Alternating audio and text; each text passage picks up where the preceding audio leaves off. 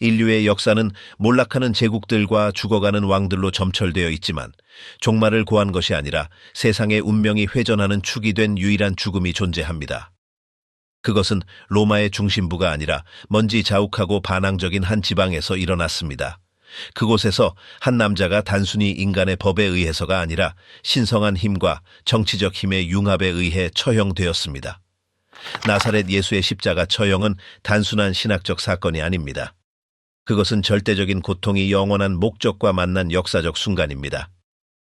이 희생의 규모를 이해하기 위해서는 못이 박히기 전, 영원함을 영원히 바꿀 폭풍이 몰아치기 전에 침묵 속으로 거슬러 올라가야 합니다. 우주적 정치적 긴장의 무대. 예수의 죽음을 이해하기 위해서는 십자가만 바라보는 것으로는 부족합니다. 먼저 그 십자가를 세운 세상을 해부해야 합니다. 골고대서의 처형은 우발적인 사고나 고립된 사법적 오류가 아니라 지중해 분지에서 수세기 동안 형성되어 온 지각 변동과 같은 힘들의 충돌로 인한 필연적이고 거의 수학적인 결과였습니다. 1세기 30년대의 유대는 르네상스 예술이 우리에게 팔려고 했던 평화로운 목동들과 맑은 하늘의 전원적인 땅이 아니었습니다.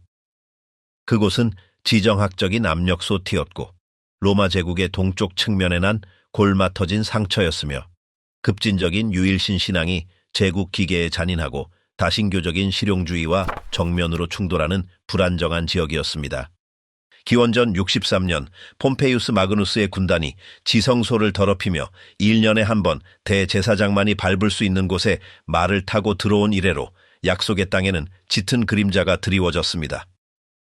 로마와 예루살렘의 관계는 통치자와 피지배자의 관계가 아니라 간수와 죄수의 관계였습니다.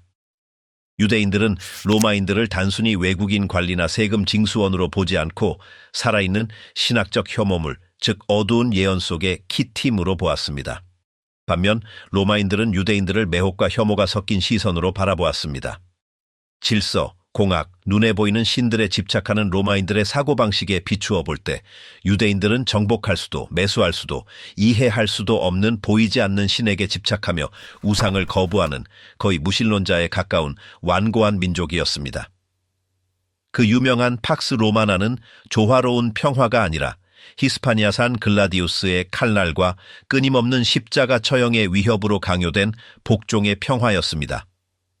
십자가 처형은 로마인들이 발명한 것은 아니지만 생명을 빼앗기 위해서가 아니라 인간의 육체 위에 국가의 권력을 과시하고 모욕하며 고문하기 위해 산업적 효율성으로 완벽하게 다듬은 처형 방식이었습니다.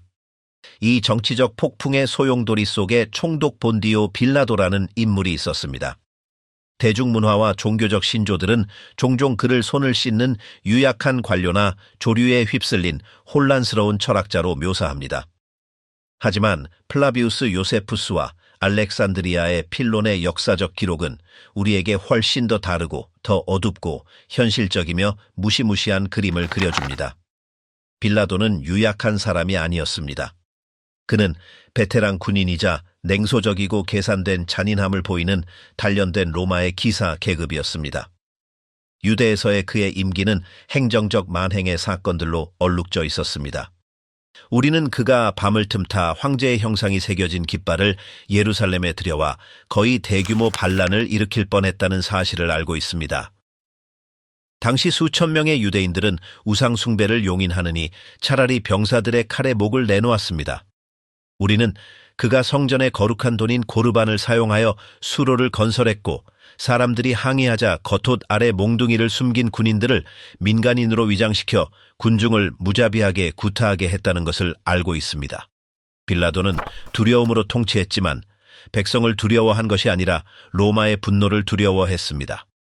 로마에 있는 그의 정치적 후원자인 강력한 세아누스는 영향력을 잃고 있었거나 이미 몰락한 상태였고 카프리 섬에 은둔한 티베리우스 황제는 점점 더 커지는 매독성 편집증으로 통치하고 있었습니다. 지방에서의 소요 사태 보고나 세금 징수의 실패는 총독의 정치적 생명, 즉 갈리아로의 유배를 의미할 수 있었습니다.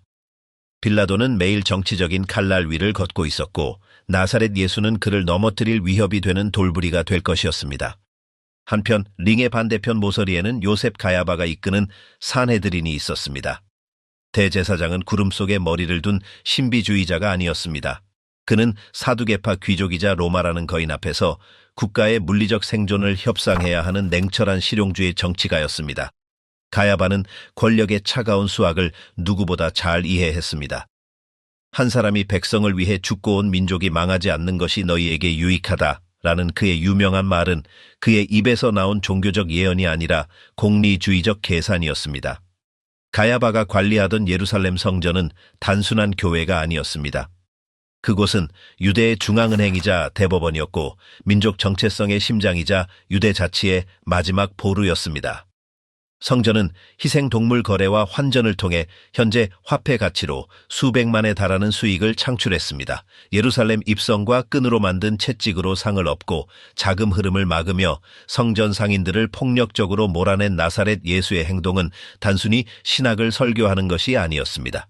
그는 사제 엘리트들의 경제적 생명선과 정치적 권위를 공격하고 있었습니다.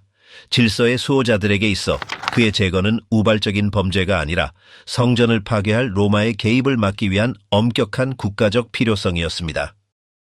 최후의 만찬, 급진적 전환의 의식. 이야기는 6월절 전날인 니산월 14일에 어지러울 정도로 가속화됩니다. 예루살렘은 물류가 마비될 정도로 붐볐습니다.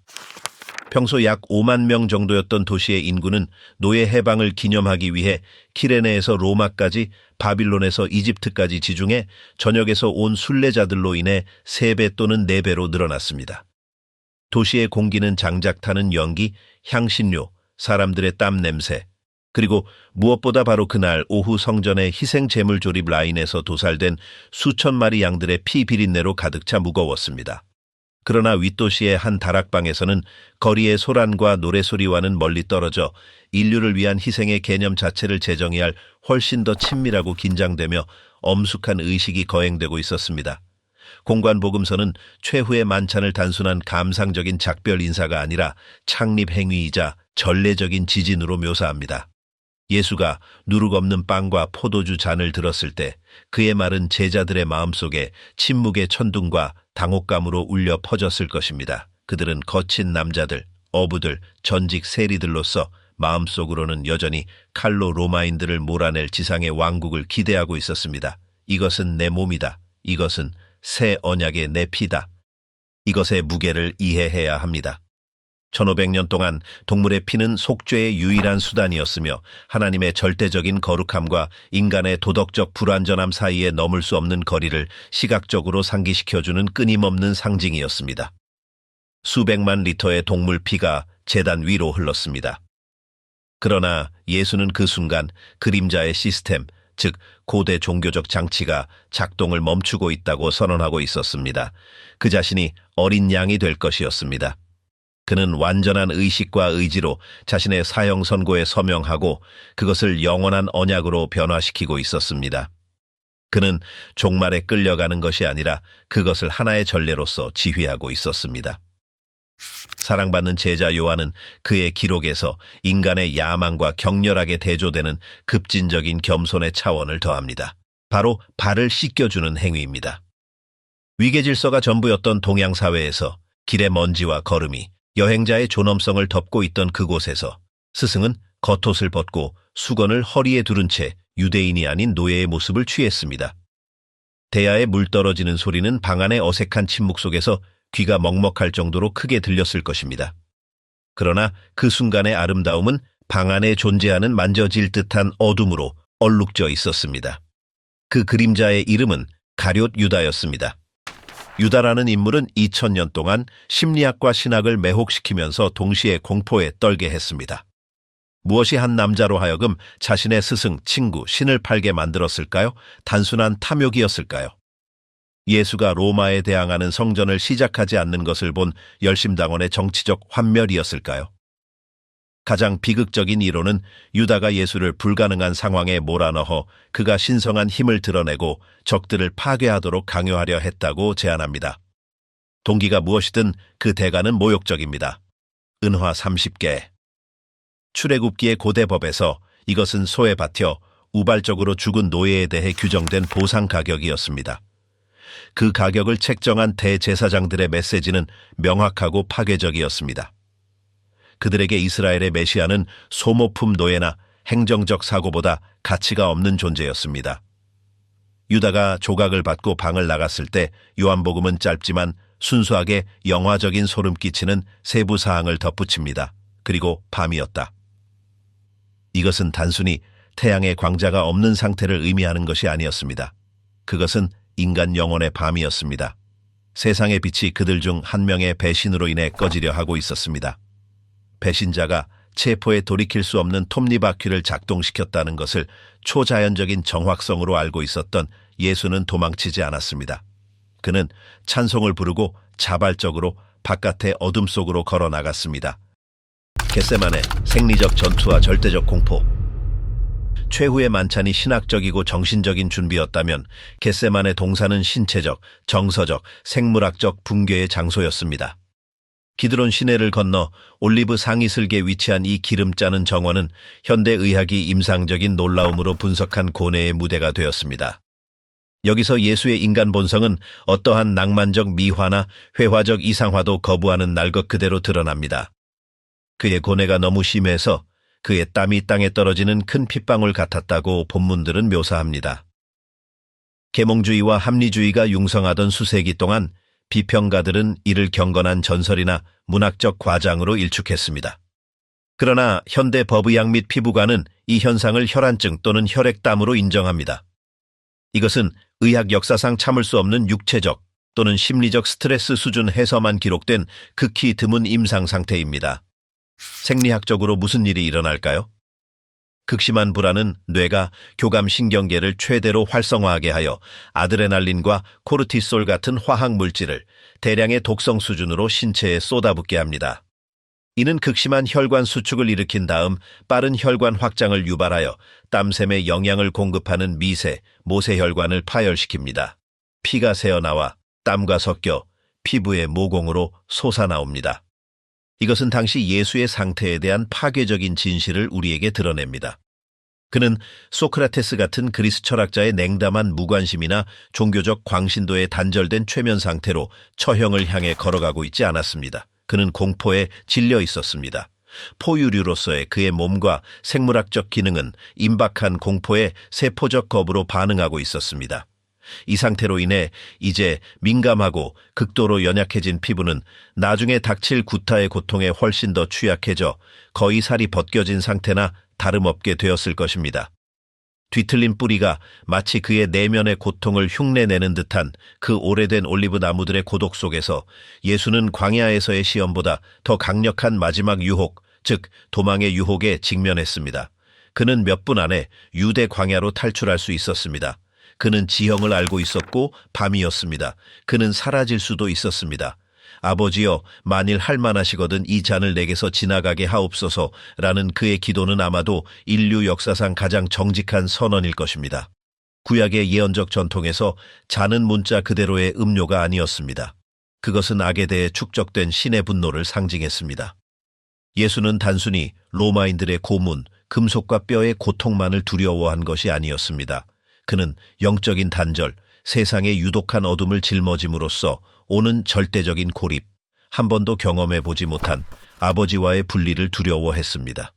그러나 우주적 승리는 부활했을 때나 십자가 위에서 얻어진 것이 아니라 바로 그곳 축축한 땅 위에서 그가 숨을 헐떡이며 그러나 나의 원대로 마시옵고 아버지의 원대로 하옵소서라고 속삭였을 때 얻어졌습니다. 그것은 생물학적 보존 본능에 대한 의식적 의지의 최고의 승리였습니다. 체포, 배신과 폭력. 정원에 긴장되고 초자연적인 고요함은 폭력적으로 깨졌습니다. 군화 소리, 금속이 부딪히는 소리, 계곡에서 뱀처럼 올라오는 횃불에 타닥거리는 주황색 불빛이 침묵을 찢었습니다. 단지 몇 명의 하급 관리들만 온 것이 아니었습니다. 텍스트와 역사적 맥락은 상당한 병력, 즉 성전 경비대와 함께한 보병대가 유다의 안내를 받아 칼과 몽둥이로 무장하고 왔음을 시사합니다. 불균형은 터무니없었습니다. 비무장 목수 한 명을 체포하기 위해 군대가 온 것입니다. 신성한 정원의 평온함이 국가와 제도화된 종교의 무자비한 힘에 의해 유린당하는 시각적 대조는 충격적이었을 것입니다. 배신은 피를 얼어붙게 하는 도착된 친밀감의 행위로 완성되었습니다. 중동 문화에서 입맞춤은 사소한 것이 아닙니다. 그것은 랍비와 제자 사이의 존경, 평등, 형제의 신성한 인사입니다. 유다는 이 사랑과 신뢰의 최고의 상징을 무기로 올리브 나무의 어둠 속에서 먹잇감을 식별하기 위한 전술적 신호 도구로 바꾸었습니다. 안녕하십니까 선생님이라고 말하며 그는 예수에게 열렬히 입맞추었습니다. 입맞춤으로 인자를 팔아넘기느냐라는 예수의 대답은 분노의 외침이 아니라 강철 칼보다 더 날카롭게 베어드는 깊고 헤아릴 수 없는 슬픔이 담긴 질문이었습니다.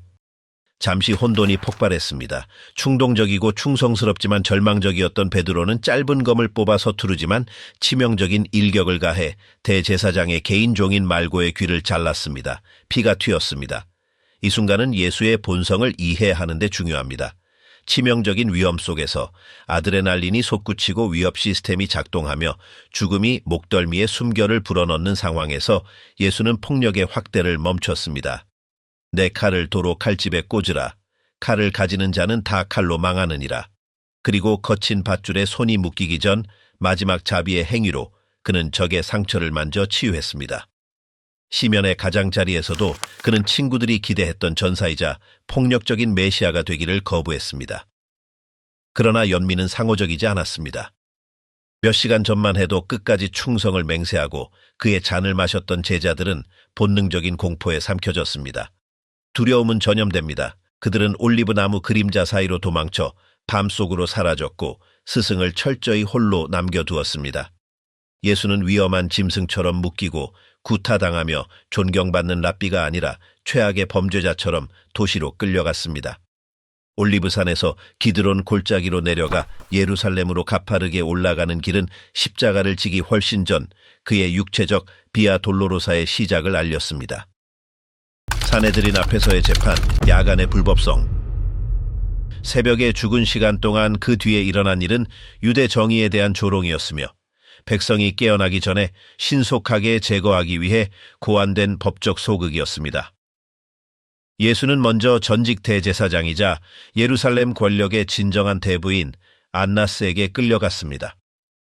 안나스는 교활하고 막대한 부를 가진 가장으로 성전과 희생 제물 거래의 실권을 쥐고 있었습니다. 그것은 정식 재판 전에 방어의 틈을 찾기 위한 불법적이고 강압적인 예비 신문이었습니다. 그 후 그는 차가운 돌뜰을 지나 가야바의 집으로 이송되었습니다. 그곳에는 71명의 장로로 구성된 사내들이니 긴급히 소집되어 있었는데 이는 전례가 없는 일이었습니다. 랍비법과 미슈나의 전통에 따르면 사형 재판에는 피고인을 보호하기 위해 고안된 엄격한 규칙이 있었습니다. 밤에는 열릴 수 없었고 축제 기간에는 진행될 수 없었으며 선고는 재판 당일에 내려질 수 없었고 피고인은 자신의 자백만으로는 유죄 판결을 받을 수 없었습니다. 그날 밤 두려움과 증오에 사로잡힌 이스라엘의 재판관들은 그들 자신의 신성한 규칙을 하나도 빠짐없이 모두 어겼습니다. 재판은 서로 모순되는 매수된 위증들의 혼돈이었습니다. 이 사람이 성전을 헐겠다고 말했다라며 그들은 횡설수설했습니다. 지도자들 사이에서 좌절감이 커졌습니다. 멍들고 묶인 예수는 당혹스러울 정도로 거의 왕과 같은 침묵을 지켰습니다. 그는 변명하지 않았고 율법을 논하지 않았으며 자비를 구걸하지 않았습니다. 그의 침묵은 재판관들의 도덕적 부패를 비추는 잘 닦인 거울이었습니다. 마침내 가야바는 화가 치밀어 오르고 백성과 자신들 앞에서 유죄 판결을 정당화할 명확한 자백이 필요했기에 자리에서 일어나 살아계신 하나님의 이름으로 맹세하게 하며 결정적인 질문을 던졌습니다. 네가 찬송받으실 이의 아들 그리스도냐? 예수의 대답은 그의 운명을 결정짓고 종교사를 둘로 갈랐습니다. 내가 그니라. 그는 모세에게 계시된 신성한 이름을 암시하는 에고 에이미를 사용하여 대답했고 다니엘의 예언을 덧붙였습니다. 인자가 권능자의 우편에 앉은 것과 하늘 구름을 타고 오는 것을 너희가 보리라. 그것은 명백하고 직접적이며 절대적인 신성 선언이었습니다. 가야바는 옷을 찢었습니다. 이는 신성 모독에 대한 공포를 나타내는 의무적이고 연극적인 제스처였지만 동시에 내부적인 정치적 승리의 은밀한 신호이기도 했습니다. 이제 잡았다. 신성 모독하는 말을 하였다. 어찌 더 증인을 요구하리요? 법정은 만장일치로 그를 유죄 판결했습니다. 그러나 극복할 수 없는 기술적인 장애물이 있었습니다. 로마의 점령해서 사내들이는 사형 집행 권한인 이우스 글라디를 상실했습니다. 그들은 파문하거나 채찍질할 수는 있었지만 합법적으로 사형을 집행할 수는 없었습니다. 예수가 매장되는 것을 보려면 그들은 로마에게 이 시골 설교자가 단순한 유대 이단자가 아니라 카이사르에 대한 정치적 위협임을 납득시켜야 했습니다. 밤은 억제되지 않은 신체적 학대의 첫 번째 주기로 끝났습니다. 성전 경비병들은 예수가 유죄 판결을 받고 보호받지 못하게 되자 더 이상 그를 사람으로 보지 않았습니다. 그들은 축적된 가학성을 마음껏 발산했습니다. 그들은 그의 얼굴에 침을 뱉어 오물로 뒤덮고 눈을 가린 채 잔인한 눈 가리고 잡기 놀이를 시작하여 주먹으로 그를 때리며 그의 예언을 조롱했습니다. 우리에게 예언해보라 그리스도야, 너를 친 자가 누구냐? 한 인간의 존엄성은 체계적으로 해체되었습니다. 기독교 신앙에 따르면 세상을 창조하기 전에 영원한 영광을 바라보았던 그 얼굴은 이제 붓고 멍들었으며 침과 피로 뒤덮여 있었습니다. 태양이 예루살렘 언덕 위로 떠오르며 성전을 황금빛으로 물들이기 시작했습니다. 성금요일이 밝았습니다. 종교기구는 더러운 역할을 다했습니다. 이제 예수는 로마라는 관료주의 괴물에게 넘겨져야 했습니다. 도시가 유월절의 자유를 축하하고 양들을 희생시키기 위해 깨어나는 동안 진정으로 자유로운 유일한 남자는 사슬에 묶여 세상의 최후 심판을 받기 위해 빌라도 앞으로 끌려가기를 기다리고 있었습니다. 관적, 두세 개의 충돌. 그 금요일 예루살렘 위로 태양이 떠올랐을 때 그것은 평범한 하루를 비춘 것이 아니라 역사상 가장 복잡하고 계층화된 불의의 무대를 비췄습니다. 우리는 종종 정의를 저울로 대변되는 눈멀고 공평한 이상으로 생각하지만 고대 세계에서 법은 단순히 권력의 도구이자 강자의 의지의 연장이었습니다. 총독 관저에서 일어나려던 일은 공정한 재판이 아니었습니다. 그것은 고위급 정치적 거래였습니다. 한 남자의 무죄는 한 지방의 안정을 사기 위한 교환 화폐가 되었습니다. 나사렛 예수는 친한 친구의 배신과 자신의 종교의 본능적인 증오에서 살아남았지만 이제 훨씬 더 차갑고 비인격적이며 치명적인 것, 즉 로마 제국의 효율적인 관료주의와 마주해야 했습니다. 이곳 관정의 돌로 된 포장도로 위에서 히브리 신학은 라틴 실용주의와 격렬하게 충돌할 것이었습니다. 이른 시간 아마도 아침 6시경이었을 때 만신창이가 된 예수를 끌고 온 산헤드린의 행렬이 빌라도가 예루살렘에 머물 때 공식 거처였던 안토니아 요새의 문에 도착했습니다. 여기서 첫 번째 터무니없는 문화적 충돌이 발생합니다. 처형당할 사람을 데려온 유대 지도자들이 이교도의 경내로 들어가는 것을 거부한 것입니다. 요한복음에 따르면 이방인의 집에 들어가는 것은 그날 밤 유월절 저녁 식사를 먹기 위해 의식적으로 부정하게 만드는 것이었습니다. 아이러니는 파괴적이며 거의 희극적입니다. 그들은 거짓 증언을 통해 사법적 범죄를 저지를 준비가 되어 있었지만 의식적으로 더러워질까 두려워 외국 땅을 밟으려 하지 않았습니다. 그들은 도덕적 순결보다 의식적 순결을 우선시했습니다. 지상에서 가장 강력한 사람인 티베리우스 황제의 대리인 빌라도는 그들을 응대하기 위해 뜰로 나가야만 했습니다. 이 세부 사항은 사소하지 않습니다. 그것은 전체 상호작용에 짜증 섞인 분위기를 설정합니다. 빌라도는 예루살렘을 싫어했고 그 미신들을 싫어했으며 종교적 분쟁을 해결하기 위해 잠에서 깨는 것을 싫어했습니다. 그가 경멸하며 너희는 이 사람을 무슨 일로 고발하느냐 라고 물었을 때 그는 구체적인 로마의 법적 혐의, 즉 살인, 강도, 탈세 등을 기대했습니다. 사내들이는 신성 모독 혐의가 신들의 만신전과 신격화된 황제를 숭배하는 다신교도 로마인에게 아무런 의미가 없다는 것을 완벽하게 알고 있었습니다. 만약 그들이 빌라도에게 예수가 자신을 신이라고 생각한다고 말했다면 빌라도는 비웃거나 발로 차서 쫓아냈을 것입니다. 그래서 악마적인 교활함으로 그들은 이야기를 바꿨습니다. 종교적 비난은 로마의 국가 안보 경보를 작동시키기 위해 특별히 고안된 치명적인 정치적 비난으로 변모했습니다. 우리가 보니 이 사람이 백성을 미혹하고 가이사에게 세금 바치는 것을 금하며 자칭 왕 그리스도라 하더이다. 왕이라는 단어는 핵폭탄과 같은 기폭제였습니다. 로마 어휘에서 렉스는 내전의 역사로 가득 찬 위험한 단어였습니다. 오직 황제만이 절대 주권자, 즉 도미누스였습니다. 원로원의 명시적 허가 없는 다른 어떤 왕권 주장도 엄격한 정의에 따르면 반역죄, 즉 사형으로 처벌되는 대역죄였습니다. 그때까지 이 문제를 랍비들의 싸움으로 경멸하며 바라보던 빌라도는 이제 행동해야 했습니다. 제국의 기계가 작동했습니다. 그는 자신의 목을 걸지 않고서는 황제의 잠재적 라이벌을 무시할 수 없었습니다. 시문, 칼 앞에 선 철학. 빌라도는 예수를 소리 지르는 군중에게서 멀리 떨어져 관정 안으로 시원하고 그늘진 알현실의 친밀함 속으로 들어오게 했습니다. 여기서 세계 역사상 가장 매혹적이고 기이한 대화 중 하나가 일어납니다. 직위에 자주색 옷을 입고 군사 휘장에 둘러싸여 손가락 하나 까딱하면 생사를 가를 권력을 가진 로마 총독이 구타당하고 더럽혀지고 얼굴이 붓고 손이 묶인 갈릴리 목수 앞에 서 있었습니다. 네가 유대인의 왕이냐? 라고 빌라도가 물었습니다. 그의 어조는 아마도 불신과 호기심 사이를 오갔을 것입니다. 그는 신학을 찾지 않았습니다. 그는 반란을 찾았습니다. 그는 군대, 무기 은닉처, 음모지도, 반군 자금을 찾았습니다. 그는 예수를 보았고 전사가 아닌 폐인을 보았습니다. 예수의 대답은 빌라도의 이분법적 정치 논리를 무장 해제시켰습니다. 내 나라는 이 세상에 속한 것이 아니니라. 만일 내 나라가 이 세상에 속한 것이었더라면 내 종들이 싸워 나로 넘겨지지 않게 하였으리라. 그러나 내 나라는 여기에 속한 것이 아니니라. 경력 처음으로 빌라도는 자신의 정신적 파일로 분류할 수 없는 무언가와 마주했습니다. 그는 폭력적인 반란군, 종교적 광신도, 자객, 도둑을 다루는 데 익숙했습니다. 그는 탐욕, 야망, 폭력을 이해했습니다. 하지만 이 남자는 유대의 왕좌를 원하지 않았습니다. 그는 군단을 쫓아내고 싶어 하지 않았습니다.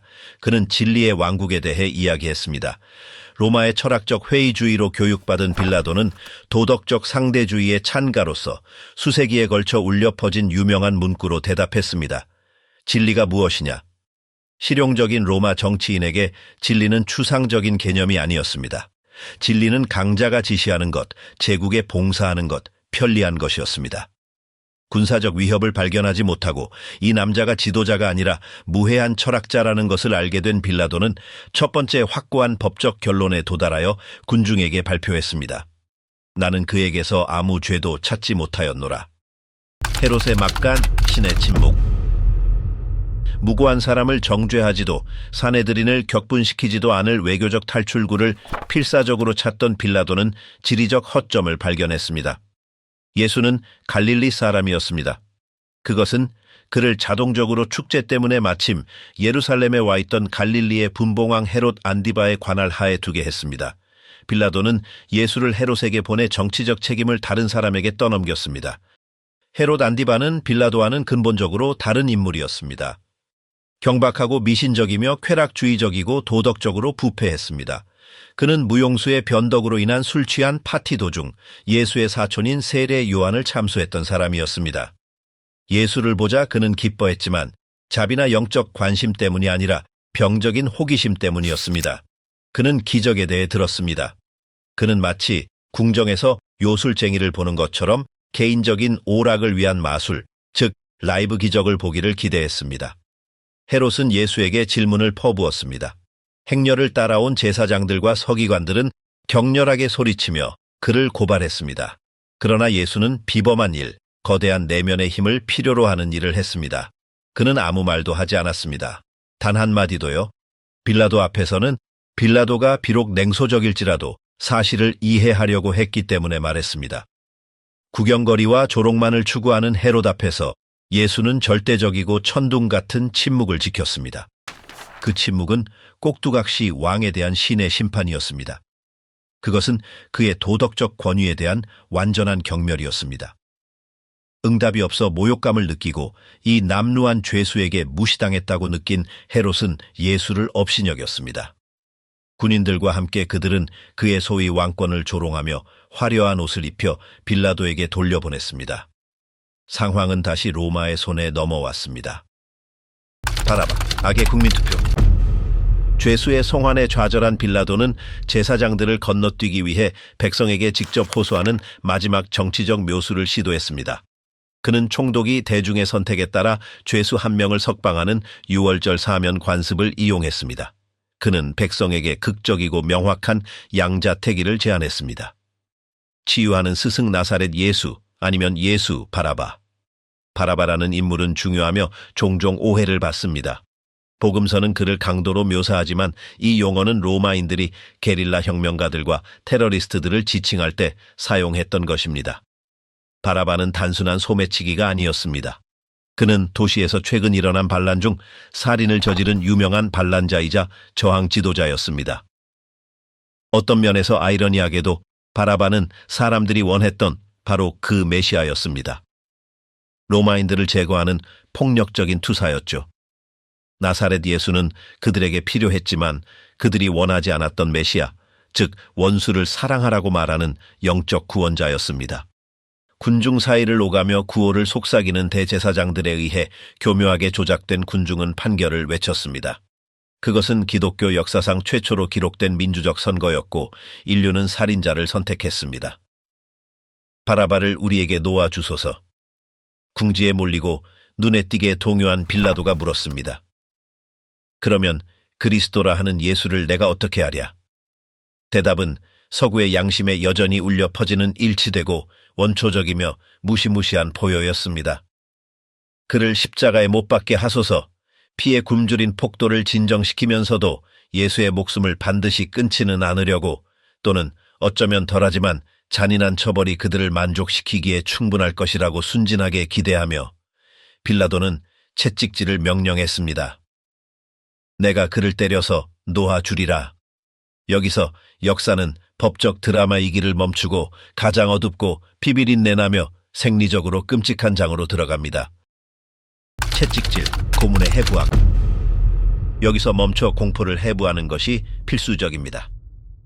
우리는 종종 고대 텍스트에서 채찍질하고 라는 문구를 읽고 빨리 페이지를 넘깁니다. 하지만 희생의 대가를 이해하려면 플라그룸의 생물학을 이해해야 합니다. 로마식 채찍질은 단순한 교정적 체벌이 아니었습니다. 그것은 죽음으로 가는 중간 단계였으며 피해자를 죽이지는 않은 채 전신 붕괴 직전까지 몰고 가도록 계산된 절차였습니다. 아직은요. 자비를 위해 채찍질을 40에서 하나 감한 것으로 제한했던 유대 법과 달리 로마 법에는 제한이 없었습니다. 릭토르라고 불리는 집행자들은 담당 백부장이 죄수가 임박한 신부전에 빠지는 것을 보거나 그들이 지쳤을 때만 멈췄습니다. 예수는 옷이 벗겨지고 손이 기둥이나 낮은 말뚝 높이 묶여 등이 굽어지고 흉곽 위에 피부가 팽팽해지도록 강요당했습니다. 사용된 도구는 악명 높은 플라그룸 탁실라툼이었습니다. 이것은 여러 가닥에 꼬인 가죽끈이 뻗어나온 짧은 나무 손잡이로 구성되었습니다. 그러나 디자인의 진정한 사악함은 팁에 있었습니다. 끝부분에는 납공과 날카로운 양뼈 조각이나 금속 갈고리가 묶여 있었습니다. 트라우마의 순서는 파괴적이었습니다. 초기 충격, 납공이 피부를 강타하여 깊은 타박상과 즉각적인 멍을 일으켰습니다. 표피 아래에 모세혈관이 터져 피하 혈액 주머니를 만들었습니다. 절단, 숙련된 손목 움직임으로 채찍을 뒤로 당길 때 뼈와 금속 갈고리가 부어오른 피부에 박혀 찢어냈습니다. 첫 번째 타격들은 표피와 진피를 잘라냈습니다. 심화, 리드미컬한 고문이 계속되면서 채찍은 피하 조직과 근육에 도달했습니다. 등, 어깨, 다리의 근육이 찢어지기 시작했습니다. 해부학적 공포, 토리노의 수의와 역사적 기록을 연구한 법의학 의사들은 지속적인 채찍질이 예수의 등을 피 흘리는 조직에 알아볼 수 없는 덩어리로 만들어 갈비뼈와 척추 구조의 일부를 노출시켰을 것이라고 결론지었습니다. 예수에게 미친 생리적 영향은 즉각적이고 재앙적이었습니다. 그는 초기 저열량 쇼크 상태에 빠졌습니다. 그의 몸은 대량의 혈액과 간질액을 잃었습니다. 그의 심장은 남은 적은 피를 뇌와 주요 장기로 보내기 위해 미친 듯이 펌프질하기 시작했습니다. 혈압은 곤두박질 쳤습니다. 신장은 수분을 보존하기 위해 소변 여과를 멈췄습니다. 쇼크의 전형적인 징후인 극심하고 절박한 갈증이 그를 잠식하기 시작했습니다. 채찍질은 고통을 주는 것만을 목표로 하지 않았습니다. 그것은 비인격화를 추구했습니다. 그것은 존엄한 인간을 떨리는 고깃덩어리로 만들었습니다. 그리고 예수는 아마도 의식을 잃기 직전의 상태에서 제국의 분노를 자신의 피부로 흡수하며 이것을 견뎌냈습니다. 왕관망토, 왕국의 패러디. 채찍질이 그의 신체 구조를 파괴했다면 그 뒤에 이어진 것은 그의 정신과 심리적 정체성을 파괴하려는 의도적인 시도였습니다. 예수는 관정의 안뜰로 끌려갔고 그곳에 온 부대가 모였습니다. 그들은 지루해했고 아드레날린으로 가득 차 있었으며 이 유대인 왕에게서 가학적인 오락의 기회를 보았습니다. 여기서 황제 대관식을 악마적으로 뒤집은 조롱 섞인 대관식이 거행됩니다. 망토. 그들은 그에게 진홍색 또는 자주색 클라미스를 걸쳤는데 아마도 장교의 낡고 더러운 망토였을 것입니다. 거친 양털천은 그의 등에서 피가 굳은 열린 상처들에 즉시 들러붙었을 것입니다. 화상에서 마른 붕대를 떼어내는 것처럼 그들이 망토를 움직일 때마다 상처에서 다시 피가 흘러나와 날카로운 고통을 새롭게 했습니다. 왕관, 유럽의 도상학은 흔히 정돈되고 거의 우아한 가시 고리를 그립니다. 그러나 예루살렘 지역의 식물학 연구에 따르면 그들은 강철모처럼 길고 단단하며 억센 가시가 있는 사막 관목인 지지푸스 스피나 크리스티의 가지를 사용했음을 시사합니다. 그것은 섬세한 고리가 아니라 엮은 가지로 만든 헬멧이나 모자였으며 타격을 가해 그의 머리에 눌러 씌워졌습니다. 두피는 인체에서 혈관이 가장 많이 분포된 부위 중 하나입니다. 가시가 피부를 뚫고 두개골의 골막까지 닿아 다량의 출혈을 일으켜 그의 얼굴을 적시고 피로 눈을 부분적으로 멀게 했습니다. 홀. 그들은 왕의 홀처럼 갈대를 그의 오른손에 쥐어 주었습니다. 그러고 나서 그것을 빼앗아 그의 머리를 때려 가시를 삼차 신경에 더 깊이 박았습니다. 유대인의 왕 만세, 수백 명의 남자들의 웃음소리가 뜰에 울려 퍼졌습니다. 침 뱉기, 뺨 때리기, 조롱 섞인 무릎 꿇기, 우주의 왕이 섬뜩한 서커스의 광대 취급을 받고 있었습니다. 에케 호모 최종 선고. 빌라도는 아마도 이 망가진 남자의 모습이 군중의 피에 대한 갈증을 진정시키고 연민을 불러일으킬 것이라고 순진하게 생각하며 예수를 다시 돌 발코니로 데리고 나갔습니다. 보라, 이 사람이로다. 그 모습은 끔찍했을 것입니다. 머리부터 발끝까지 피범벅이 되고 가시 면류관을 쓰고 외상성 쇼크의 추위로 눈에 띄게 떨며 간신히 서 있는 인간이었습니다. 빌라도는 폭도의 인간성에 호소했습니다. 그러나 그는 신학적 증오를 과소평가했습니다. 그를 십자가에 못 박으소서, 그를 십자가에 못 박으소서. 빌라도가 주저하자 종교 지도자들은 마지막 카드이자 결정적인 정치적 카드인 체크메이트를 던졌습니다. 이 사람을 놓아주면 당신은 가이사의 충신이 아니니이다. 무릇 자기를 왕이라 하는 자는 가이사를 반역하는 것이니이다. 빌라도는 자신의 목숨에 대한 차가운 공포를 느꼈습니다. 가이사의 친구라는 문구는 공식적인 명예 칭호였습니다. 그것을 잃는 것은 파멸을 의미했습니다.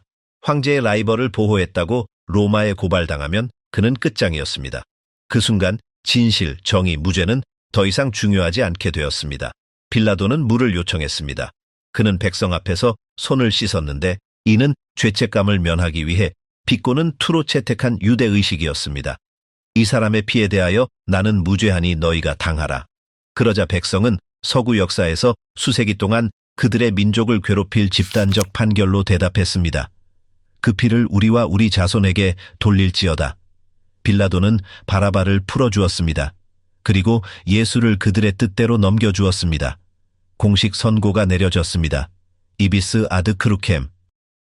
비아 돌로로사 인류의 무게.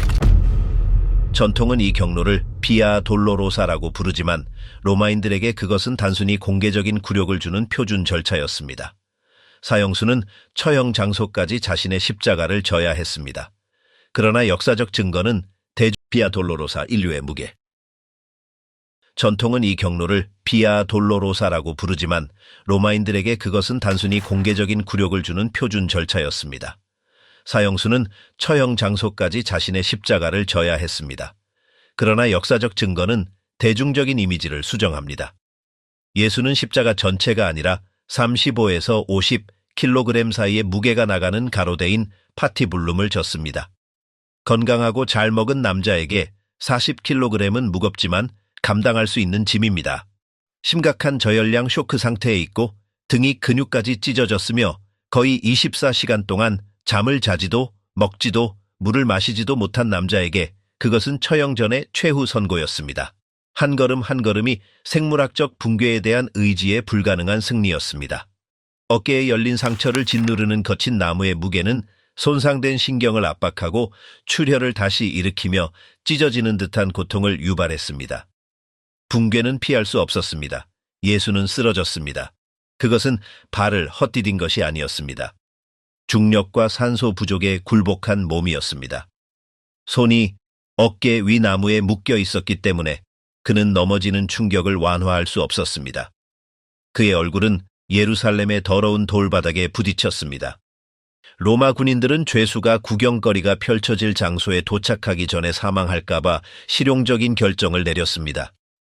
그들은 시골에서 오던 행인인 구레네 사람 시몬을 붙잡았습니다. 시몬은 매혹적인 인물입니다. 그는 자원봉사자가 아니었습니다. 그는 제국의 칼에 강요당한 사람이었습니다. 아마도 그 유월절을 위해 평생 저축했을 디아스포라 유대인이었을 것입니다. 순식간에 그의 신성한 순례는 피와 부정한 범죄자와의 접촉이라는 악몽으로 변했습니다. 골고다 죽음의 극장. 행렬은 성벽을 빠져나와 정원문을 지나 버려진 석회암 언덕으로 향했습니다. 이곳은 아람어로는 골고다, 라틴어로는 칼바리, 즉 해골의 고도로 알려진 고대 차해석장이었습니다. 위치는 우연이 아니었습니다. 로마는 공포의 선전 효과를 극대화하기 위해 주요 도로 근처에서 십자가형을 집행했습니다. 십자가형은 국가의 광고판이었습니다. 로마에 대항하면 이렇게 된다. 그들은 아침 9시경에 도착했습니다. 못을 박기 전에 예수에게 모략이나 쓸개를 탄 포도주 혼합물이 제공되었습니다. 그것은 원시적인 마취제였으며 사형수의 감각을 흐리게 하고 고통을 완화하기 위해 예루살렘의 부유한 여인들이 베푸는 전통적인 자비 행위였습니다. 예수는 맛을 보고 그것이 무엇인지 알아차린 후 거절했습니다. 왜일까요? 신학은 그가 끝까지 의식을 온전히 유지하고 싶어 했다고 시사합니다. 그는 약에 취하거나 진정된 상태로 죽고 싶어 하지 않았습니다. 그는 지름길 없이 고통의 잔을 바닥까지 마시며 맑은 정신으로 죽음을 맞이하고 싶어 했습니다. 임상적 공포의 해부학. 이제 우리는 로마의 잔인함의 진원지에 도달합니다.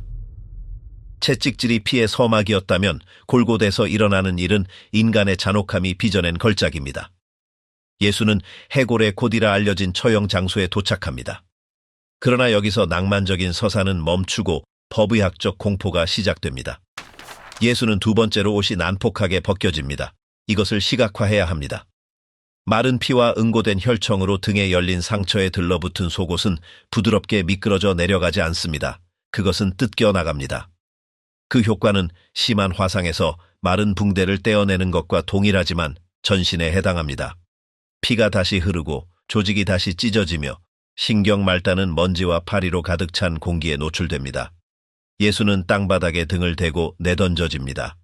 살이 벗겨진 그의 등은 십자가에 가로대인 파티불룸의 거친 나무와 충돌합니다. 예술이 이 순간에 대해 수세기 동안 거짓말을 해왔다는 것을 알고 있습니까? 수백 년 동안 르네상스 화가들은 예수의 손바닥을 관통하는 못을 그렸습니다. 그러나 현대 과학과 고고학은 우리에게 훨씬 더 불길한 진실을 드러냅니다. 만약 손바닥에 못을 박았다면 몸무게가 지렁기근과 피부를 찢어버려 예수는 몇 분 만에 십자가에서 떨어졌을 것입니다. 로마인들은 공학적 실수를 저지르지 않았습니다. 그들은 죽음을 완벽하게 다듬었습니다. 그들은 못이 손목으로 들어가야 한다는 것을 알고 있었습니다.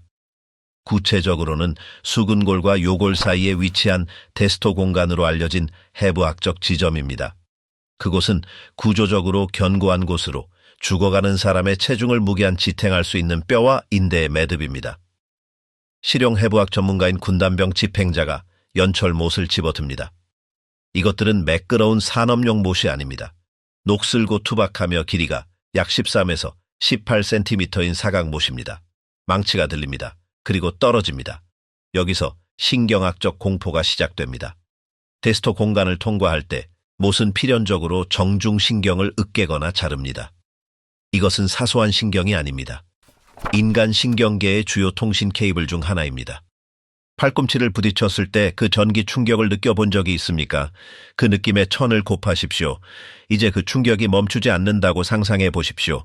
의학은 이 통증을 자결통이라고 설명합니다. 그것은 타는 듯한 통증, 손에서 시작하여 팔을 타고 올라가 어깨에 도달하고 뇌에서 연속적인 번개처럼 폭발하는 액체불입니다. 너무나 강렬해서 신경인성 쇼크로 실신을 유발할 수 있는 통증입니다. 이 신경이 손상되면 즉각적인 운동 반응이 일어납니다. 예수의 엄지손가락이 격렬하게 수축하여 손바닥 쪽으로 접힙니다.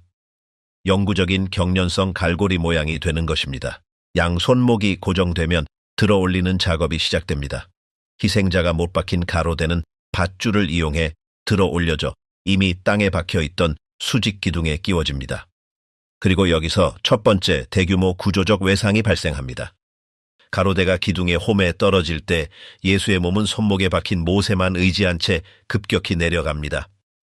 중력의 힘은 잔인한 일을 수행합니다. 의사들은 이 순간 예수의 어깨가 탈구되어 상완골 머리가 소켓에서 빠져나갔을 것이라고 추정합니다. 그의 팔은 정상 길이보다 적어도 15cm 늘어났습니다. 이제 그것은 비정상적인 자세로 매달린 부서진 몸입니다. 마지막으로 발입니다. 못을 받기 위해 군인들은 그의 무릎을 굽히고 다리를 비틀어야 했습니다. 하나의 거대한 못이 양쪽 발등을 관통하여 깊은 족저신경을 절단했습니다. 이제 예수는 하늘과 땅 사이에 매달린 형상, 살아있는 고통의 지도입니다. 하지만 최악은 못의 고통이 아닙니다. 십자가의 진정한 살인 기계는 보이지 않는 것입니다. 죽음의 춤. 십자가에 못 박힌 희생자들이 피를 흘려 죽는다는 대중적인 신화가 있습니다. 이것은 거짓입니다. 십자가형은 본질적으로 기계적 질식으로 인한 느리고 고통스러운 죽음입니다. 이 자세의 생체 역학을 분석해 봅시다. 팔이 Y자 모양으로 뻗어 있고 체중이 아래로 당겨지면서 예수의 흉곽은 최대한 팽창된 상태에 놓입니다. 늑강은과 흉근은 한계까지 늘어납니다. 이것은 끔찍한 생리학적 역설을 만듭니다. 예수는 비교적 쉽게 숨을 들이쉴 수 있지만 내쉴 수는 없습니다. 그의 폐는 공기로 가득 차지만 팔의 위치가 공기 배출구를 막습니다. 공기는 갇히게 됩니다. 생존하기 위해 그 갇힌 공기를 빼내고 새로운 숨을 들이마시기 위해 예수는 중력에 맞서 초인적인 노력을 해야 합니다. 이것이 법의학자들이 죽음의 춤이라고 부르는 것이 시작되는 지점입니다. 숨을 내쉬기 위해 예수는 다음을 수행해야 합니다. 그는 부서진 족저신경을 통해 참을 수 없는 고통의 충격을 보내면서 발을 관통하는 못에 기대어 자신의 모든 체중을 위로 밀어 올려야 합니다. 동시에 그는 팔꿈치를 구부리고 턱걸이를 하여 손목의 못을 당겨야 합니다.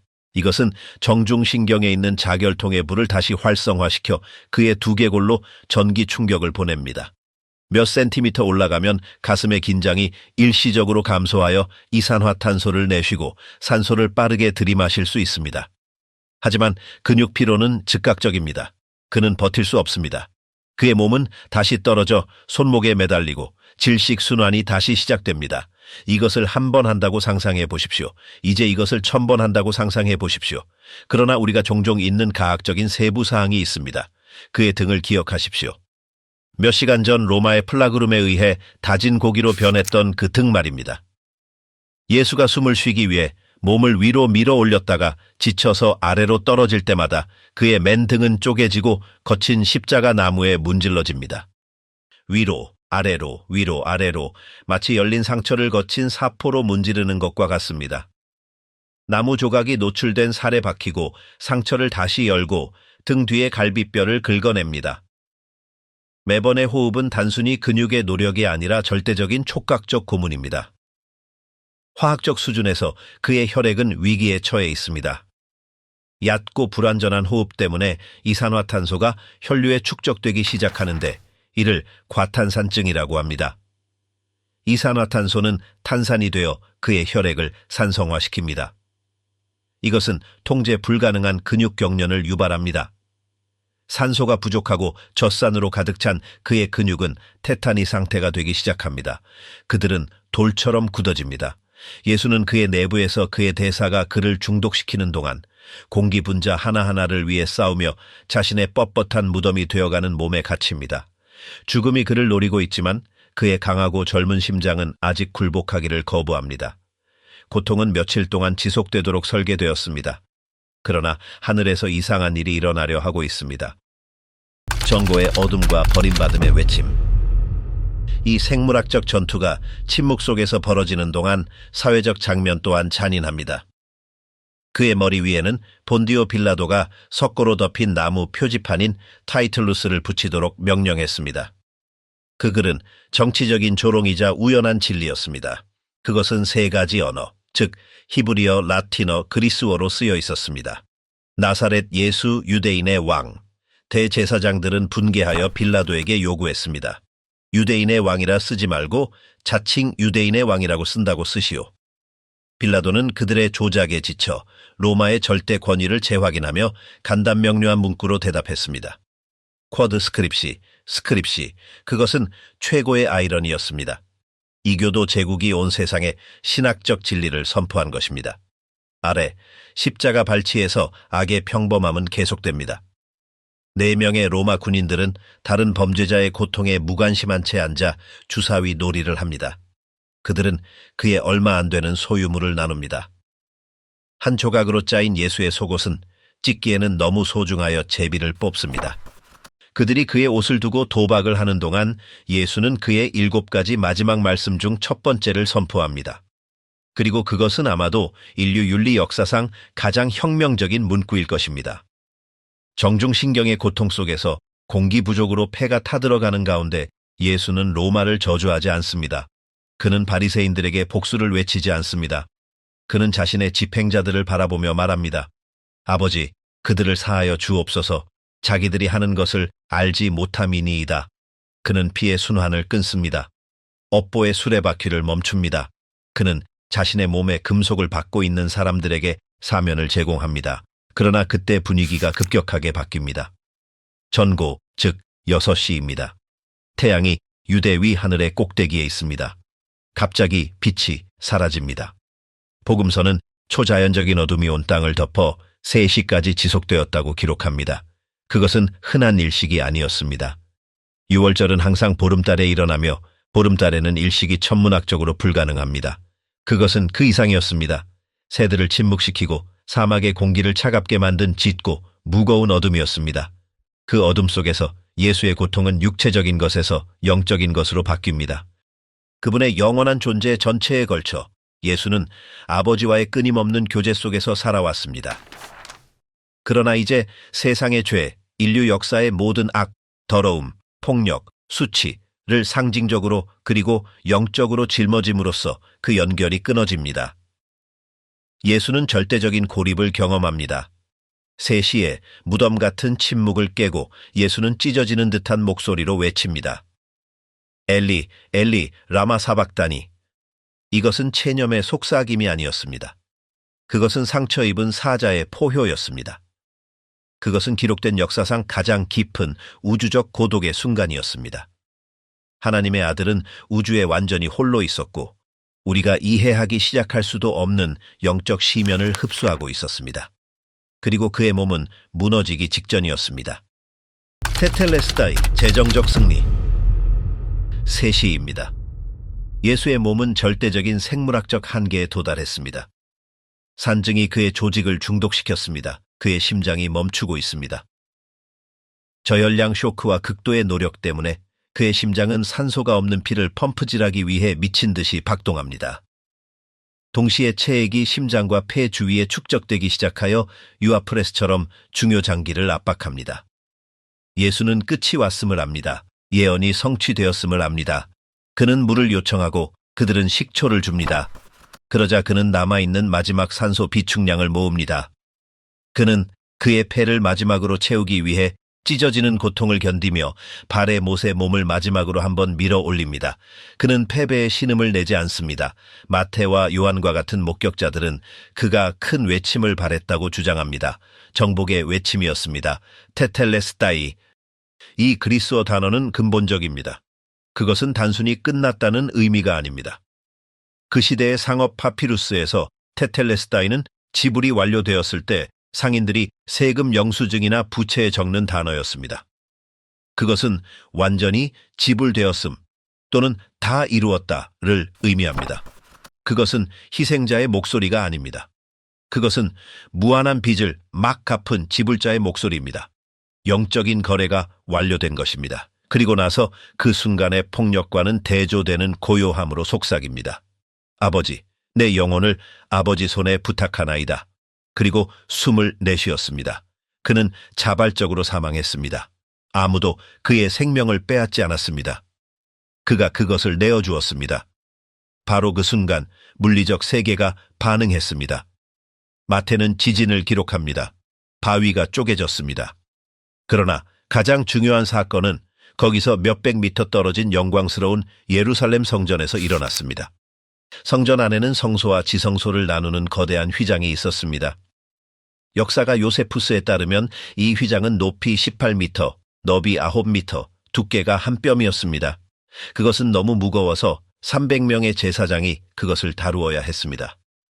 그것은 죄 많은 인간과 하나님의 거룩함 사이의 물리적 장벽이었습니다. 예수가 죽는 순간 그 휘장이 찢어졌습니다. 그러나 누군가 아래에서 잘라낸 것처럼 아래에서 찢어진 것이 아니었습니다. 위에서 아래로 찢어졌습니다.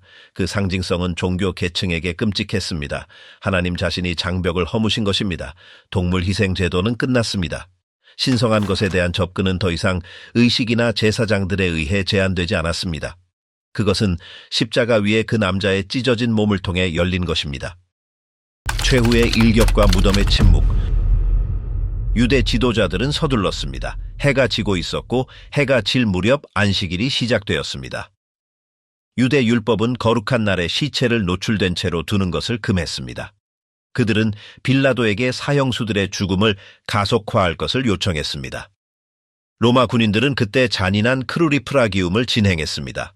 군인들은 단단한 철제 망치를 사용하여 십자가에 못 박힌 사람들의 정강이뼈를 잔인한 힘으로 강타했습니다.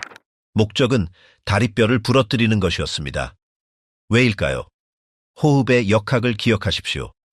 숨을 쉬기 위해 희생자는 다리로 몸을 밀어 올려야 합니다. 다리가 부러지면 희생자는 더 이상 올라갈 수 없습니다. 그는 지지점을 잃습니다. 모든 체중이 팔에 매달리고 가슴은 막히고 질식으로 인한 사망은 몇 분 안에 일어납니다. 그들은 예수의 양쪽에 있는 두 강도에게 이 일을 했습니다. 뼈가 부러지는 소리는 역겨웠을 것이고 이어서 최종 질식의 꾸르륵거리는 소리가 났을 것입니다. 그러나 군인이 중앙에 있는 예수에게 왔을 때 그는 멈췄습니다. 그는 이미 사망한 것을 보았습니다. 그의 머리가 떨어져 있었고 가슴은 움직이지 않았습니다. 그의 다리를 부러뜨릴 필요가 없었습니다. 그러나 로마의 법적 절차를 준수하고 깊은 혼수 상태나 실신이 아닌지 확인하기 위해 한 군인이 창을 들어 올렸습니다. 정확하고 전문적인 일격으로 그는 창을 예수의 오른쪽 옆구리에 찔러 폐를 관통하여 심장에 도달했습니다. 십자가 발치에 머무를 용기가 있었던 유일한 제자인 요한은 그 시대에는 놀라울 정도로 정확한 의학적 세부 사항을 묘사합니다. 곧 피와 물이 나오더라. 현대 의학은 이것을 명확하게 설명합니다. 피는 심장의 우심방에서 나왔고 물은 외상성 스트레스와 심부전으로 인해 축적된 심낭액과 흉막액이었습니다. 그것은 최종 법의학적 증거입니다. 예수는 단순히 질식사한 것이 아니었습니다. 그는 말 그대로 그리고 의학적으로 심장이 부서져 죽었습니다. 그러나 이야기는 쓰레기 더미 위의 시신으로 끝나지 않습니다. 일반적으로 십자가에 못 박힌 사람들은 들개에게 먹히도록 게헨나라는 공동묘지에 던져졌습니다. 이는 그들에게 명예로운 매장을 거부하는 처벌의 일부였습니다. 그러나 여기서 예상치 못한 일이 발생합니다. 예수를 비밀리에 믿었던 사내들인의 부유하고 강력한 두 사람, 아리마대 요셉과 니고데모가 그림자 속에서 나옵니다. 그들은 그들의 명성과 사회적 지위를 위험에 빠뜨립니다. 그들은 빌라도에게 가서 시신을 요청합니다. 예수가 그렇게 빨리 죽은 것에 놀란 빌라도는 백부장에게 사망을 확인하고 시신을 넘겨줍니다. 그것은 서둘러 이루어진 매장이었습니다. 해가 지고 안식일이 시작되었기 때문에 시신을 씻을 시간도, 완전한 애도 의식을 치를 시간도 없었습니다. 그들은 못이 뼈를 물고 있던 시신을 조심스럽게 내렸습니다. 그들은 그것을 고운 아마포로 감싸고 니고데모가 가져온 약 30kg의 향기로운 향료로 덮었습니다. 그것은 범죄자가 아닌 왕에게 합당한 양의 향료였습니다. 그들은 그것을 처형 장소 근처의 정원에 위치한 바위를 파서 만든 새 무덤에 안치했습니다.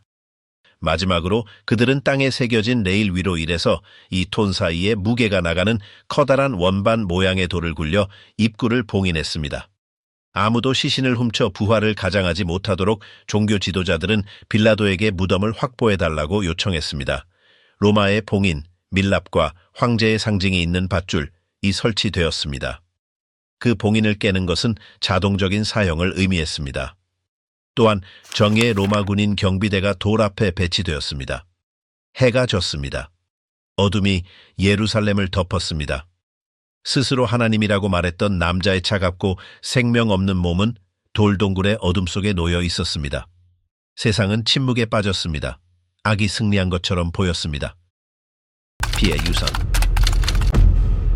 어떤 논리적 또는 역사적 분석을 따르더라도 나사렛 예수의 십자가형은 이야기의 절대적인 끝이었어야 합니다. 그것은 유대 지방의 행정 기록에 잊혀진 각주로 남아 있어야 했습니다. 또 다른 가짜 메시아, 카이사르의 효율적이고 무자비한 기계에 의해 분쇄된 또 다른 유대인 반란자, 그의 추종자들, 즉 겁에 질린 어부들과 세리들은 벌거벗고 굴욕을 당하며 저주받은 나무 위에서 죽은 남자에게 삶의 3년을 바친 것을 부끄러워하며 흩어졌어야 했습니다. 논리는 지도자와 함께 운동도 죽었어야 한다고 명령합니다. 그러나 불가능한 일이 일어났습니다. 그 죽음은 종지부가 아니었습니다. 그것은 영적인 빅뱅이었습니다. 3일 후 무덤은 비어 있었습니다. 그리고 처형 중에 도망쳤던 바로 그 비겁한 남자들은 갑자기 로마 제국의 거리로 나와 그를 살아있는 것을 보았다고 선포하며 고문당하고 참수당하는 것을 기꺼이 감수했습니다. 자신이 거짓말인 줄 아는 거짓말 때문에 죽는 사람은 아무도 없습니다. 현실의 구조를 바꾼 무언가가 일어난 것입니다. 잠시 생각해 보십시오. 알렉산더 대왕, 율리우스 카이사르, 나폴레옹. 칼과 군대, 무력으로 세계를 정복한 사람들입니다. 그들의 제국은 심장이 멎는 순간 역사의 먼지 속으로 부서지고 사라졌습니다. 예수는 십자가로 세계를 정복했습니다. 그의 제국은 그의 마지막 숨결 이후에 진정으로 시작되었습니다. 고대 세계에서 가장 혐오스러운 물건, 즉 십자가 로마의 전기의자나 독극물 주사에 해당하지만 공개적인 수치의 광경이었기에 더 나빴던 는 연금술적으로 변형되었습니다. 그 고문 도구는 지구상에서 가장 인정받는 희망, 치유, 파괴, 그리고 사랑의 상징이 되었습니다. 우리는 그것으로 교회의 왕관을 씌우고 보석처럼 목에 걸고 삶의 약속으로 사랑하는 사람들의 무덤 위에 놓습니다. 인간 문명의 역사는 자신의 자부심을 위해 피라미드, 개선문, 마천루를 건설하며 신이 되려고 노력한 사람들의 역사입니다. 십자가형의 역사는 인간이 되신 하나님이 나무, 못, 그리고 자신의 피를 사용하여 자신의 겸손에 대한 기념비를 세운 역사입니다. 오늘날 21세기에도 우리의 모든 기술, 인공지능, 우주여행, 그리고 디지털 소음에도 불구하고 세계는 여전히 그 유대인 목수의 죽음을 중심으로 연대기적으로 돌아가고 있습니다. 휴대폰에서 날짜를 볼 때마다, 문서에 서명할 때마다 당신은 역사가 둘로 나뉘었다는 것을 인정하는 것입니다. 그분 이전과 그분 이후로 말입니다. 순환은 단순한 법의학적 고통의 이야기나 고대의 비극이 아닙니다. 그것은 잃어버린 것을 구하기 위해 절대적인 어둠에 맞서기로 결정했을 때 사랑이 얼마나 멀리 갈 수 있는가에 대한 근본적인 증언입니다. 집행자들의 목소리는 꺼졌습니다. 빌라도와 카이사르는 폐허의 먼지가 되었습니다. 성전은 서기 70년의 돌 위에 돌 하나 남지 않고 파괴되었습니다. 그러나 용서를 속삭이며 죽은 남자의 메시지는 흔들림 없이 땅끝까지 계속 울려 퍼지고 있습니다. 무덤은 금요일에 돌의 무게와 로마의 권위 아래 닫혔습니다. 그러나 우리가 잘 알다시피 이야기는 이제 막 시작되고 있었습니다.